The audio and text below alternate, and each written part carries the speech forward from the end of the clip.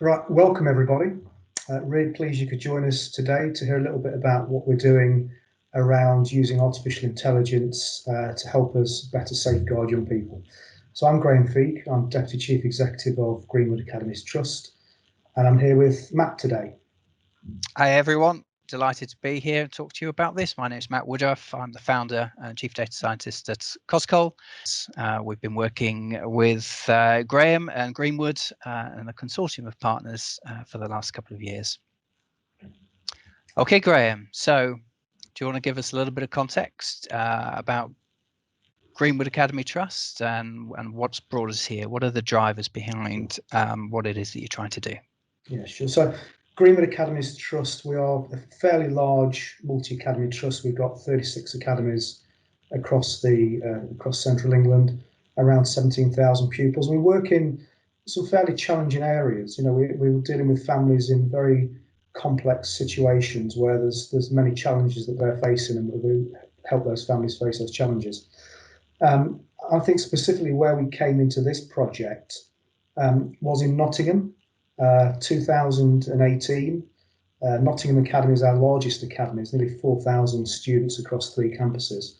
And that community was incredibly badly impacted by a spate of weapon-related incidents over a month or so.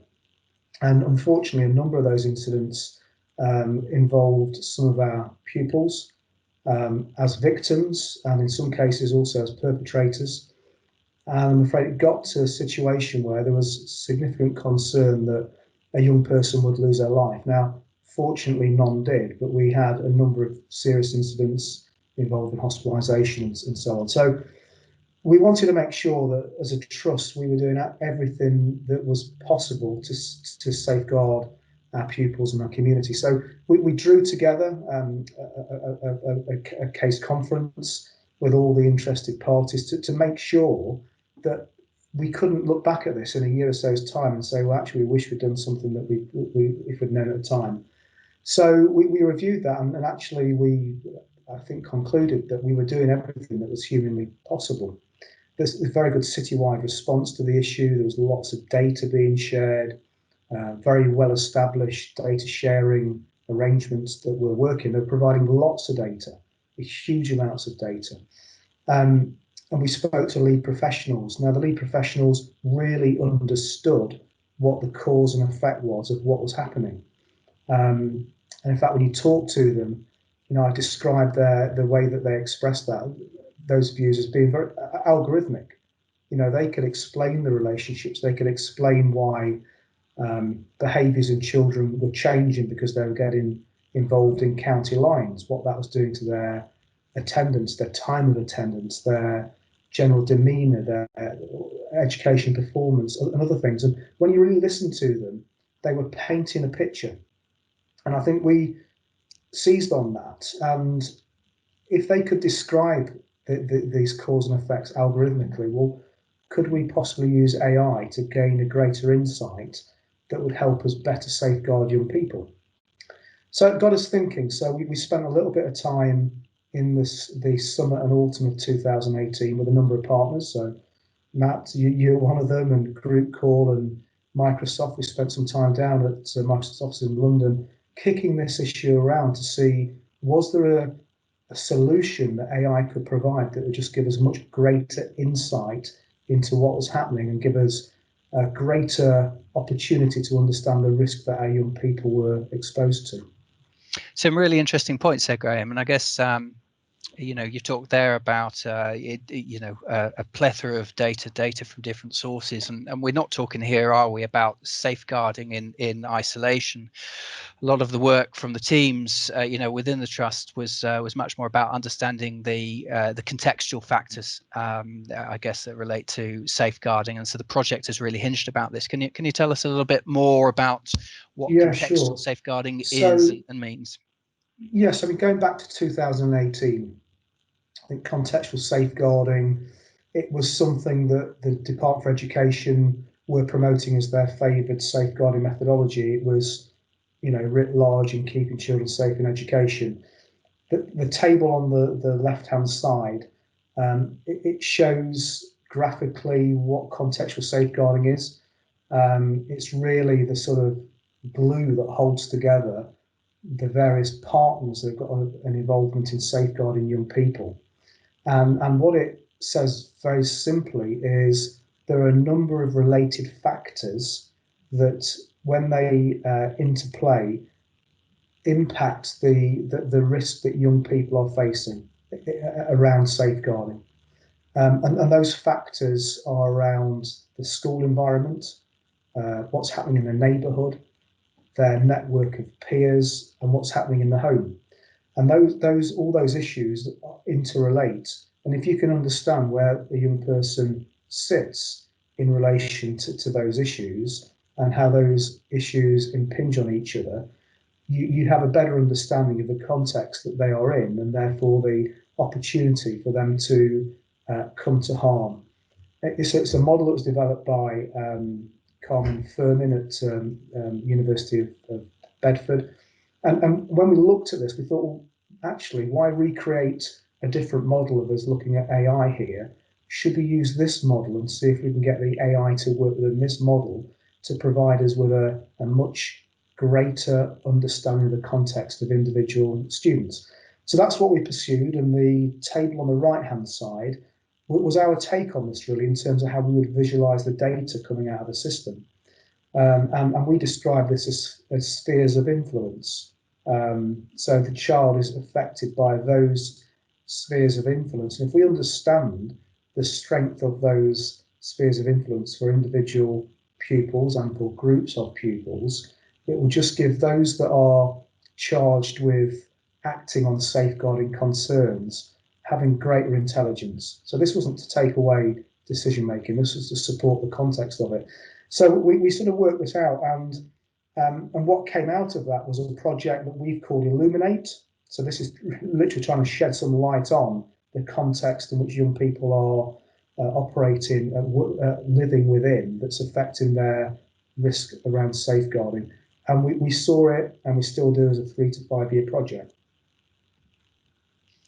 Great. So where next? Next slide. So, leveraging from that, we've talked about AI. We haven't really described, what that AI is, or how it could help. We can see a lot in terms of the volume of data that we're getting. We can see the fact that we've described some of the decisions that you've made, and you used the words there, Graham. It's a kind of algorithmic there. It became clear, I think, to all of us of the value of AI. So we knew it could help. I guess that drives the question that just because AI can help, we've really got to address the space and say, okay, well, should it? So can you, give us some examples about, where some of these scenarios might lead? Sure. And I think, often on these, the use of AI, people come from the perspective of, what can it do rather than what should it do? And I think that's a trap that's easily fallen into, because I think what surprised me initially in the project was really the power of what could be produced through AI, through data that was already there. But should we use it? And I think I would come back to a couple of things that were really key in that decision where we decided we should use it. And to emphasise, and we'll see this later when we look at the timeline, we're not using this in a live environment yet, but we need to be sure that it's worth the investment, that we would be comfortable in doing that. Serious case reviews. Now, anybody watching this that has read a serious case review, serious case review will be a review, unfortunately, generally of a child death or serious injury coming out of Children's Act. And there are a couple of things that often, unfortunately, stand out from the serious case review. First of all, if you had applied perfect hindsight, sometimes you could see that the young person was at risk and action should have been taken earlier. And secondly, the reason that sometimes didn't happen was the sheer volume and complexity and multiplicity of data and information and organisations and agencies and everything else that made it, quite frankly, really difficult to do. And that's really difficult to do for one individual pupil. We've got 17,000 students, so it's incredibly difficult to do. And I didn't want to be in a situation of being with the benefit of hindsight, thinking we could have done a lot more to protect a young person. So just underpin how important this was to us. And also the project was aiming to identify young people potentially at risk of harm early, so we could get the right interventions and support in place, rather than leaving it until it's too late and potentially becoming a life-threatening or life-changing situation. And I think the way we see this going forward is we're talking very much now about safeguarding and some of the really significant implications of safeguarding. But this is really about early intervention. And I'd like to think in a number of years' time, this will be used for many more general welfare type rather than hard safeguarding type issues to get ahead of the curve. And the aim of the project wasn't to make decisions, but it was to provide context to decision makers. And I think that's a really key thing. We were absolutely clear at the outset, we have got highly professional, skilled individuals that are our designated safeguarding leads, are professionally trained. We're not taking away the ability for them to make the decision. So we've not changed our process. We won't change our processes. But quite frankly, they sometimes need a bit more support in understanding all the relevant data that helps them do their job. But there was some, so we wanted to pursue this, but there were some serious ethical considerations, Matt, and we spent a lot of time, didn't we, going through what those ethical considerations were and testing those out to make sure that this is still the right thing to do. Yeah, absolutely. And I think going back to the early conversations that we had on the project, you and Greenwood talked about the fact that you may know, the top 50, who are the children who are most at risk, and that takes all of the human time and endeavor to determine who is at most at risk. But the sheer volume, the numbers of students, 17,000 students across the trust, it really became, how do we enable better decision support, to actually feed into that process, always with the human being in control. But there are many, ethical considerations around how we might use that AI. And I guess in this context, in terms of artificial intelligence, I'm talking specifically around the predictive modeling side. How can we use, pattern processing and machine learning, some of those algorithms to understand, what kind of patterns those who you have already classified at risk, share with the wider cohorts.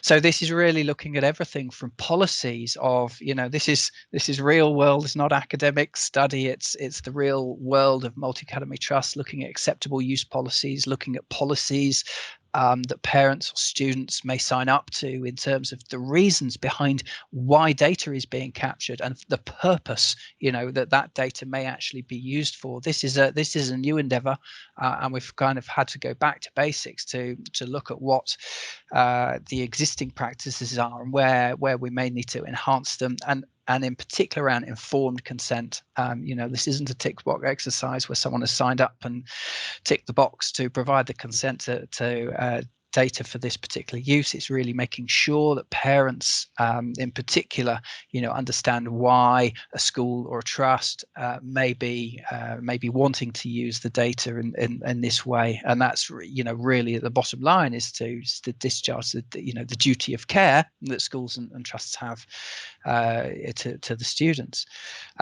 Many other common considerations apply within AI in general, but I think even more so within this type of context, in secondary phase education, so in dealing with students, people under the age of 18 for sure, and they're around the transparency and explainability. If we're providing some output or suggestions to DSLs to the safeguarding leads, that might suggest similar patterns or those at risk in some sort of categorization, we need to be able to explain why we've arrived at those types of conclusions and actually present a kind of transparent data audit, actually have the data be able to be audited in terms of arriving at those decisions. And that's not easy to do. And it's taken us quite a while to think about, the models and the methods to try and achieve that. And then the bottom line is, how do we actually know these things are going to be accurate, and are they actually effective in producing the results that we hope they will? And that's kind of at a stage where we are now, moving from kind of descriptive analytics at the beginning of the project to the predictive area there.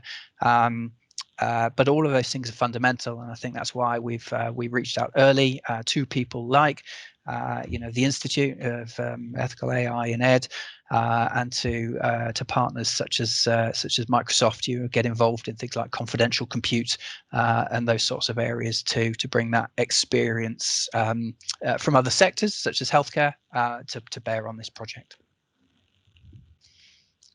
So we've described this as being a 3 to 5 year project, and it feels like we've been doing this for a while now, but we're still quite early in the project phases. So did you want to quickly describe, Matt, where we are, where we're actually going on this? Yeah, won't lose too much time around here. I think this is, we've tried to simplify these kind of phases that we're in, and we've gone with a 3-phase approach here at the moment. But as I just alluded to, there could be further things around confidential compute, multi-agency ways of working that will take longer. But initially we started with the foundations, and that was really to look at the partnerships that we'd need to put in place to make this thing happen. So, alongside Greenwood Academy Trust, as the as a trust looking to gain some of the benefits in here, leveraging technology companies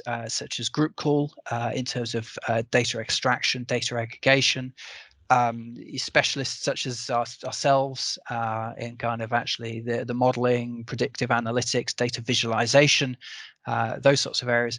And then, of course, the safeguarding providers. So in your case, I know there's CPOMs that's in use across the trust there.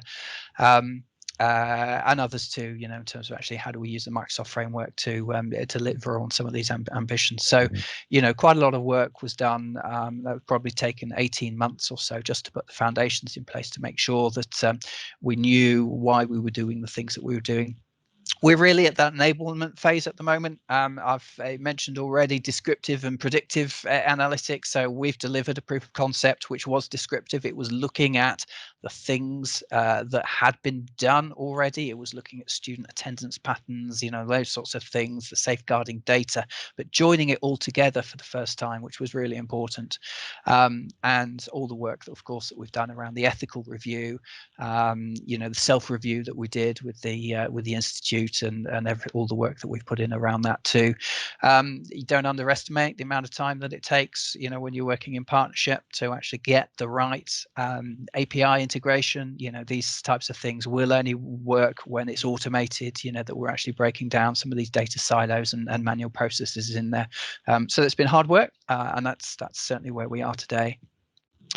Looking forward, actually, we're doing some of the things, historical categorization, for example. Now, actually, when you look at the data that you've got, doesn't always work for the outcomes that you now need, looking at models and the way that you use AI for predictive analytics. So this is really a process where we'll be working with the safeguarding leads to actually understand those kind of risk patterns. And while they're at risk, and data captures some of that information, we don't necessarily know, or that data isn't necessarily stored in terms of whether risk has actually turned into incidents and things actually happening where that risk has come to fruition in there. So there's a lot more work for us to do to help us build high quality data for which to start to build predictive modeling around.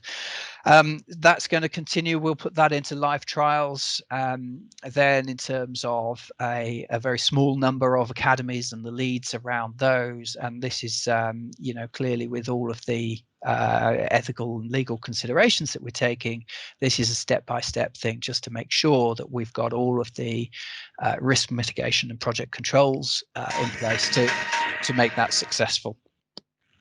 So I think that kind of takes us, where we are today, Graham, and into the proof of concept. So this is where it starts to get exciting, Matt, isn't it? I mean, I think some of the presentation of the data back to us has really started to help us ask some really, intelligent questions that would have been quite difficult, I think, to get to, maybe using more traditional means, certainly at scale anyway, in terms of the numbers of students that ultimately want this system to work for. I think it's probably fair to say that we were all surprised by the impact of joining data and providing decent visual representations of that data. It really was for the first time that we joined data that would come from the school management information system, the MIS or SIS, in there, which might cover things like student attendance, exclusions, behavior, those sorts of records. Of course, then you've got the safeguarding tool and safeguarding systems in there, which is really capturing the incidents that are happening and the categories of those, which don't normally hit the management information system. So we've got people, humans and the teams looking at disparate sources of data and manually piecing these things together.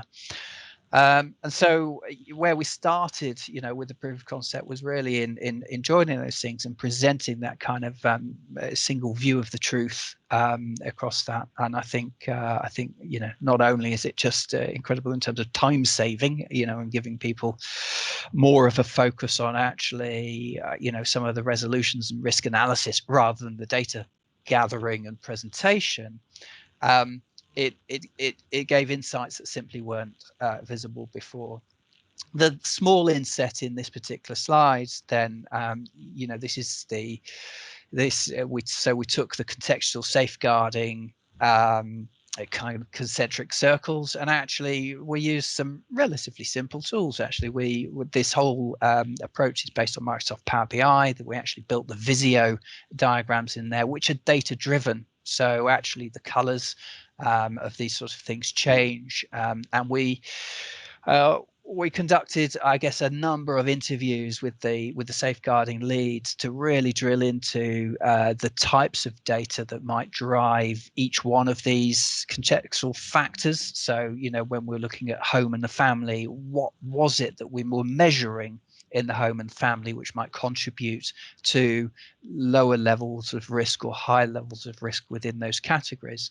And that's where we ended up, with being able to look at some sort of, at this stage, fairly sort of quasi level of risk, fairly arbitrary level of risk, about where these factors are being exhibited by not only by students, not individual students, but actually from that you can start to look at year groups, start to look at schools, and geospatially understand where there may be more or less risk across the school estate too. So lots of different things within there, but that's mainly being driven by the schooling systems. Okay, so the management information systems and the safeguarding systems that are in use at the school. If you go on to the next slide, Graham, we started then to think about that last circle in that in the contextual factors diagram, which was really about the neighborhoods, some of those, bring in some of the external factors within there too.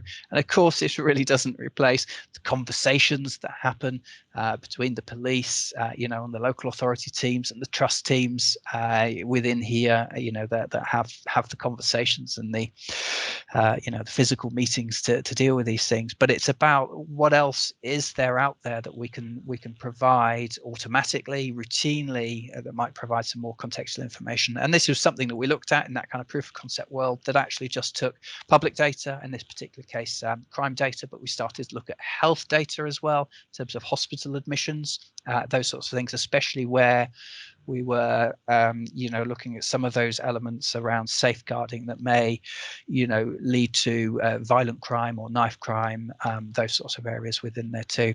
So this we put together, looking at crime data and stop and search data, but using schools and student addresses, those sorts of things. We can see where levels of crime were varying on certain neighborhoods, certain travel routes and patterns, and those sorts of things. And again, provide that as further contextual information for safeguarding leads to to use in their own analysis in there too.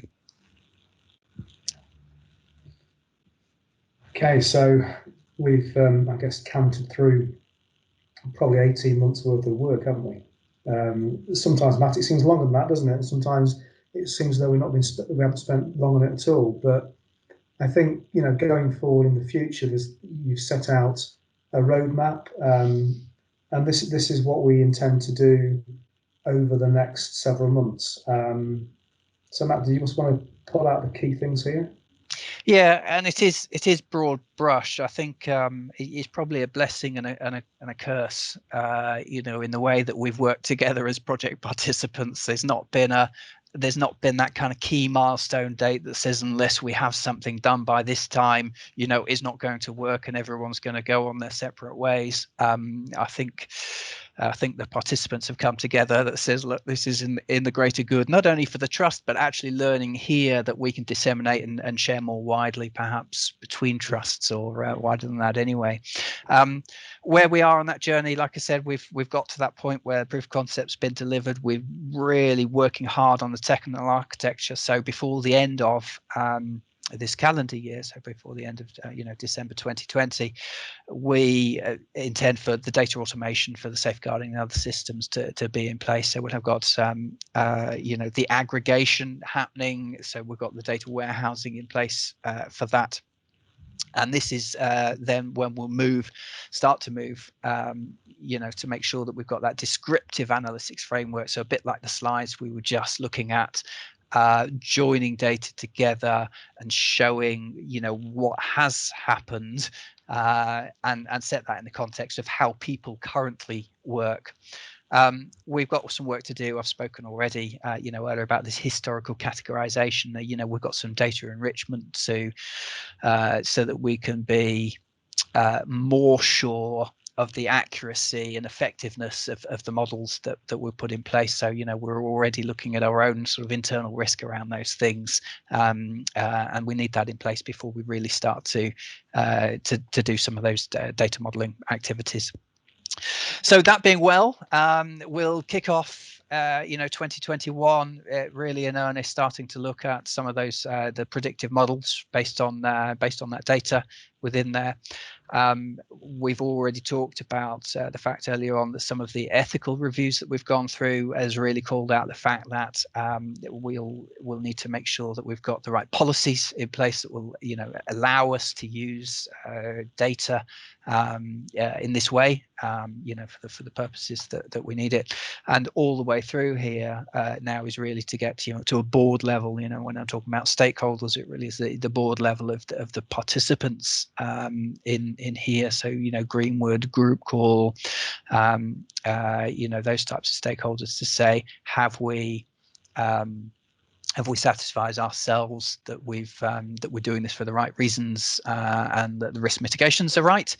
And then from that point, then we're looking at summer term 2021, really to review the modeling that we've put in place. We'll get some better ideas about the accuracy and the effectiveness with that. I'm quite sure we will not get everything right from the get-go, and that's why we'll go through this kind of iterative process on improving either the models, the data science is one part, but I think it's really about CPD. It's about training. It's about a lot of those human processes to understand the change management of this. It's at some points it's not a technology program.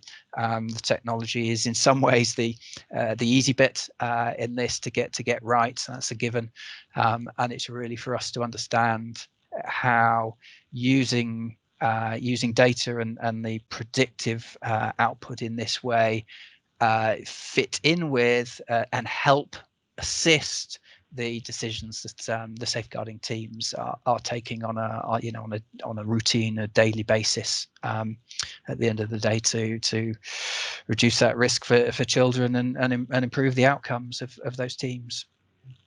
I think, Matt, we've always been clear that's what it's about. It's about pupil outcomes, it's about life chances, and I think the people in the project have got the same aspiration, which is we would love to get this off the ground incredibly successfully in our own organisation. And you can see we're treading fairly carefully, and we're making sure we're doing the right things. So we're doing things at the right place. We're making sure that people are comfortable, that we're doing this for the right reason. We're not rushing at it. So we're doing it carefully. And if we could get this to work in our organisation, we've got 17,000 students. There's no reason at all why it can't have much broader relevance to the sector. You know, we're not unique in the safeguarding challenges that we're dealing with and the exposure to risks that our young people deal with on a day-to-day basis. And I think, you know, our personal aspirations coming out of this is, wouldn't it be great if there's a system here that could just generally help the sector help itself in terms of making the right decisions to safeguard young people?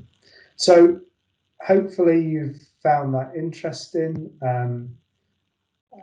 If not, then hopefully next year we'll get another chance to do it better and tell you where we've got to, because we genuinely hope and believe by this time next year there'll be some more stuff that we can share with you to show you what impact this is starting to have. So thank you for your time. Thank you.